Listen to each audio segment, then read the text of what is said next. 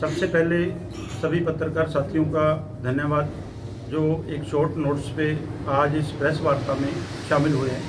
आज की प्रेस वार्ता का मुख्य एजेंडा जो किसान आंदोलन 13 फरवरी से शंभू बॉर्डर और खनौरी के बॉर्डरों पर चल रहा है, उसके हुए हादसों के बारे में, उसके आगे की रूपरेखा के बारे में और हरियाणा में आंदोलन के दौरान हुई गतिविधियों के बारे में चर्चा करेंगे। सबसे पहले मैं आप पत्रकार साथियों के माध्यम से हरियाणा की और पूरे देश की जनता को यह कहना चाहता हूं कि किसानों ने कोई भी रास्ता जाम नहीं किया है। किसानों ने किसी तरह का कोई रास्ते में अवरोधक नहीं लगाए हैं। ये हरियाणा सरकार ने जो नेशनल हाईवे हैं उनके ऊपर अवरोधक लगाकर पूरे हरियाणा को अलग थलग करने का काम किया है। बात करें सिरसा जिले की, तो सिरसा जिले में भी मुख्य मार्ग जो नेशनल हाईवे नंबर 9 है उसके ऊपर खैरे का जो घग्गर नदी का पुल है उसको बंद करके बिल्कुल 2 भागों में सिरसा को बांट दिया है और भी छोटे छोटे रास्तों पर अवरोधक लगाकर अभी बच्चों के पेपर चल रहे हैं। बहुत परेशान हैं आमजन लोग, सभी किसान मजदूर आवाम सभी परेशान हैं। तो हम अपील करना चाहते हैं सरकार से कि सभी रास्तों के अवरोधों को हटाया जाए। इंटरनेट सेवाएं बहुत लंबे समय तक जो नहीं थी बच्चों के पेपरों में, और आम जो एक तरफ तो हम कहते हैं डिजिटल इंडिया, तो जब डिजिटल इंडिया में नेट नहीं था तो बहुत दिक्कतें आई हैं। तो उनको इंटरनेट सेवा तो आज से चालू कर दी गई है। तो हम अपील करते हैं सरकार को भी रास्ते भी खोल दिए जाए ताकि आम जन को कोई दिक्कत ना आए। अब बात रही आंदोलन की, आप सब पत्रकार बंधुओं ने नज़दीक से आंदोलन को दिखाया है। दुनिया के इतिहास में यह पहली बार हुआ होगा कि कभी भी 2 देशों की भी अगर युद्ध होता है तो उसमें भी कुछ चीज़ें मानवता के आधार पर देखी जाती हैं। उनको चाहे आप पत्रकार बंधु हो, आपको सेफ रखा जाता है, चाहे कोई मेडिकल सुविधाएं देने वाले एम्बुलेंस हैं जहाँ मेडिकल कैंप है उनको सेफ रखा जाता है, कोई घायल हुआ तो उसको इलाज के लिए ले जाया जाता है। लेकिन इस आंदोलन में अपने देश में अपने राजधानी में जाने के लिए जो किसान आंदोलन कर रहे थे तो उनके ऊपर ऐसा जुल्म किया गया है। जब 21 तारीख की घटना को देखें, पहले 13 को 14 को शेलिंग हुई, बहुत सारे जो है मनुष्यता के विरुद्ध जो हथियार बरते जाते हैं वो भी यूज किए हरियाणा सरकार ने, लेकिन 21 को तो सारे जुल्मों की जो है हद कर दी। जब सीधी गोलियां चलने लगी, उसमें गोलियां चल रही थी, बिल्कुल फ्रंट पर हम खड़े थे, बिल्कुल शांति की अपील कर रहे थे, किसानों की तरफ से कोई पहल नहीं की गई। बहुत जो सामने वाले लोग थे वो उकसा रहे थे, किसानों को थापियां मार रहे थे, नारेबाजी कर रहे थे, किसी तरह इसको उग्र किया जाए। तो जब ये आंदोलन सबसे पहले उन्होंने आंसू गैस के, सबसे पहले पानी की बौछारें छोड़ी, उसी के दाम सैकड़ों आंसू गैस के, जहरीली गैस के गोले छोड़े, उसके बीच में मोर्टार दागे के बहुत सारे जो किए, उसमें वहाँ तक भी बस नहीं की। उसके बाद सीधी गोलियां चलाई जो कि हमारे जो साथी है शुभकरण सिंह, उसके गर्दन में लगी और उसको दूसरे किसान साथी ने उठाकर मेडिकल कैंप में लेके आए, वहाँ से आगे हॉस्पिटल ले गए जहाँ पे वो उसकी रास्ते में जाते मृत्यु हो गई। तो साथियों, ये बात पूरे देश तक, पूरी जनता तक ले जाना चाहते हैं। जब यह सारा कुछ हो रहा था उस तरफ से सिविल ड्रेस में जो पुलिस के गुंडे कह सकते हैं या पुलिस के द्वारा हायर किए हुए गुंडे कह सकते हैं हम, तो उन्होंने पूरी जोर से पूरी दूर तक आंसू गैस के गोले छोड़कर बीच में से आए। तो कई सारी जो हमारी आगे ट्रालियों में बुजुर्ग बैठे थे उनको ट्रालियों को तोड़ा, ट्रैक्टरों को तोड़ा। उसके बाद यहाँ तक कोई बस नहीं हुई। आगे जो जितने साथी आगे थे उनको 4-5 साथियों को आगे ले जाकर वहाँ बोरियों में बंद कर इतनी बुरी तरह से पीटर पकड़ के ले गए। इससे भी आगे जो मैं पहले बात कर रहा था, जो मेडिकल कैंप थे उनके ऊपर हमला करके उनको तहस नहस करके उनकी कुछ मेडिसिन बिखार दी, कुछ उठा के ले गए। जो पत्रकार बंधु थे उनको भी नहीं बख्शा गया। मतलब ये पहली बार हुआ है। अभी एम्बुलेंस थी, जो एम्बुलेंसों को तोड़ दिया गया, ट्रैक्टरों को तोड़ दिया गया, ट्रैक्टरों के ऊपर जो साथी बैठे थे उनको भी मारा पीटा गया और कुछ साथी वहाँ से उठाकर ले गए, जो कि आपने देखा होगा। जो हमारा एक साथी रोहतक पीजीआई में था, अब कल उसको शिफ्ट करके पीजीआई चंडीगढ़ भेजा है।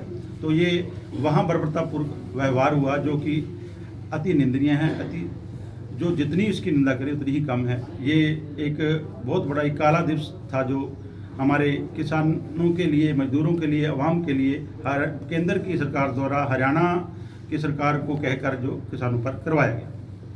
इस तरह के जो हथकंडे अपना रही है, किसान आंदोलन को पूरी तरह से दबाने की कोशिश कर रही है, आपका ये कहना है कि किसानों का आगे क्या रुख रहेगा? ये इसी तरह से आंदोलन चलता रहेगा क्या?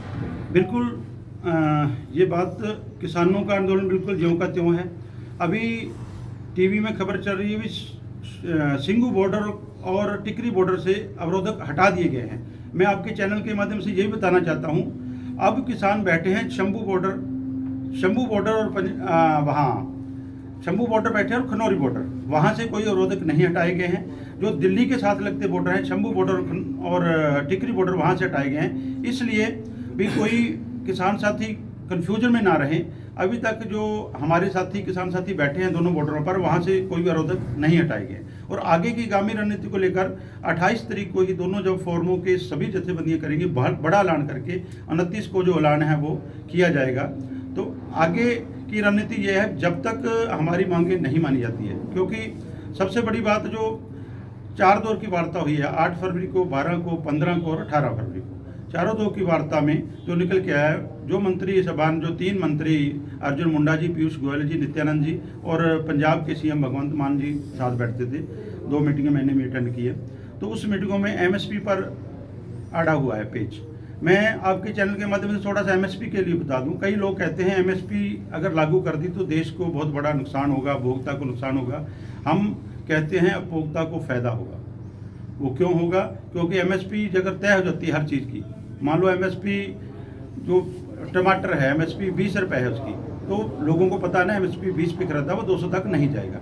कॉर्पोरेट घराने जो आलू है 3 रुपये 2 रुपये खरीद के स्टोर करके किसान ने तो बेचा 3 रुपये में और उपभोक्ता को मिल रहा है 20 से 30 रुपये में। वो जो बीच वाला लूट वाले लोग हैं, जो बड़े लोग हैं, जो इन्वेस्टमेंट करके लूट करते हैं, वो निकल जाएंगे और सभी का सभी को जो है सही रेट मिलेगा। लखविंदर जी, अभी आपने कहा कि केंद्र के 3 मंत्री आते हैं, पंजाब के मुख्यमंत्री आते हैं, हरियाणा में भी ये आंदोलन चल रहा है, यहाँ के किसान भी आंदोलन में शामिल है, लेकिन उस मीटिंग में हरियाणा के मुख्यमंत्री शामिल नहीं होते, यहाँ करवाए नहीं होते, क्या कारण? देखिए, हरियाणा के मुख्यमंत्री तो किसानों को सीधी गोली मरवा रहे हैं, तो ये तो उनको पूछने वाली बात है, आप क्यों नहीं? ये पहल तो हरियाणा को भी करनी चाहिए ना। हरियाणा पूरा आंदोलन में घिरा है। हमारे फतेहाबाद में बहुत बड़ा धरना लगा हुआ है एसकेएम गैर राजनीतिक के बीकेयू खेती बचाओ के जर्नैल सिंह चहल की अध्यक्षता में।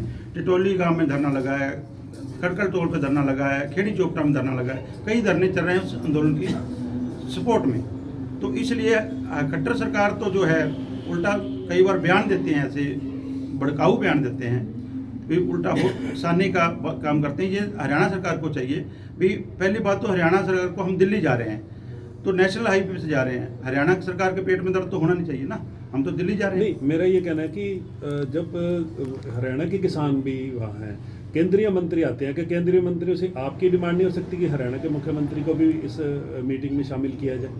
हम तो कहते हैं भी मीटिंग में शामिल हो या ना हो, हमारे को कुछ शामिल करने की बात नहीं। जैसे प्रधानमंत्री ने 19 नवंबर को नहीं, जिस तरह से ऐलान करते हैं, हरियाणा पे भी आप रोक लगाते नहीं, हरियाणा ने रोका है, तो आपको नहीं लगता भी हरियाणा के मुख्यमंत्री को भी मीटिंग में शामिल होना चाहिए? जो आपकी ग्रीवेंसीज है उनके सामने हो। बिल्कुल होनी चाहिए, लेकिन वो आ तो नहीं रहे ना। उनको ये तो उनको सोचना ना, हरियाणा के किसान भी हैं और सबसे ज़्यादा अवरोधक जो है। इस बार आप डिमांड करेंगे कि उनको भी बुलाएं? नहीं, हम डिमांड नहीं करेंगे। हमारी मांग केंद्र से है, हरियाणा की मांग ही नहीं है कोई। अगर हम हरियाणा की मांग हो, भी हरियाणा लेवल की मांग हो, स्टेट लेवल की, फिर तो करेंगे। हम क्यों करेंगे? वो तो केंद्र से मांग है। हम केंद्र के मंत्री आते हैं, वो मनस्ता मुख्यमंत्री कर रहे हैं। एक बात और बता दें, अब बजट पेश हुआ, बहुत वाहवाही कह रहे हैं, ऐसे हो गया ऐसे हो गया। वो कहते हैं कई जो पशु चिकित्सालय खोल रहे हैं, तो अब जितने पशु चिकित्सालय हैं वहाँ डॉक्टर है ही नहीं, नए खोल के क्या करोगे? अगर एग्रीकल्चर सेक्टर की बात करें तो एडीओ जो होते हैं जो, वो कहीं नहीं है। सिरसा जिले में 38 चाहिए, 3 है। और ऐसे ही पटवारियों की बात करें, सारे हरियाणा में पटवारी नहीं है। पुलिस मुलाजिमों के लिए पुलिस नहीं है। वो कहते हैं हमने इतनी नौकरियाँ दी, नौकरियाँ है कहाँ? वो पद तो कोई भरा नहीं। तो ये बजट बिल्कुल खोखला था, कुछ नहीं दिया गया इस बजट में। और एक बात और, हम गैर राजनीतिक मोर्चे से अब गठबंधन हुआ, बीजेपी तो किसान विरोधी है, उसमें कोई दिक्कत को कह नहीं सकते, क्योंकि इतने तसद्दुद जो किसानों को सीधी गोलियों पर मारने पर आ गए, इससे बड़ी कोई किसानों के जो है बिल्कुल अटैक सीधे कर रहे हैं, तो इससे बड़े किसानों के अनफेवर की पार्टी नहीं हो सकती। तो आप दूसरों से भी क्या उम्मीद करें। वो पंजाब में विपक्ष और पक्ष दोनों एक हो गए, तो ये राजनीति तो कहाँ चलेगी, कैसे चलेगी, अब क्या देखें भाई क्या करेंगे। किसान संगठन भी इकट्ठे नहीं हो रहे जो पहले इकट्ठे थे। किसान संगठन इकट्ठे हैं, वो किसान संगठन नहीं है जिन्होंने इलेक्शन में जाना है। वो हमने पहले ही कहा था बीच में भाग के फिर छोड़ेंगे, भी इलेक्शन आने वाला है, छोड़ के जाएंगे। अब वो जब ये किसानों के ऊपर तसद्दुद हुआ, हमारा एक किसान शहीद हुआ, बहुत सारे किसान फटड़ हुए, 24 के करीब तो किसान ऐसे हैं जो सीरियस इंजरी है, कोई पातड़ा में था, कुछ राजेंद्र हॉस्पिटल में, कुछ पीजीआई में है, और सैकड़ों किसान ऐसे हैं जो कि प्राइवेट हॉस्पिटलों से लेकर मेडिसिन जब अपने फर्स्ट एड लेकर वो घर गए हैं। तो अब उन किसानों के हक में ये जो दूसरे किसान जथेबंदियां हैं वो कहते हैं हम उनके हक में प्रोग्राम कर रहे हैं, लेकिन असल में ये बात है जब कोई हमारे दोनों बॉर्डरों से प्रोग्राम, उसके पैरेलल प्रोग्राम देते हैं, ये तो किसान भी जानते हैं। एक तरफ उसको मजबूत करने के बजाय पैरेलल प्रोग्राम देके तो उसको तो मजबूत कर रहे हैं कि कमज़ोर कर रहे हैं, ये उनकी सोच है। लेकिन किसान जथेबंदियां ना आए, अब अपना कैडर बचाने के लिए वो प्रोग्राम दे रहे हैं। जितना भी किसान जथेबंदियों से जुड़े हुए थे, अब वो जथेबंदियों से ना जुड़कर उन दोनों मोर्चों पे और किसानों की मांगों पर जुड़े। एक 6 मेंबर की कमेटी बनाई है।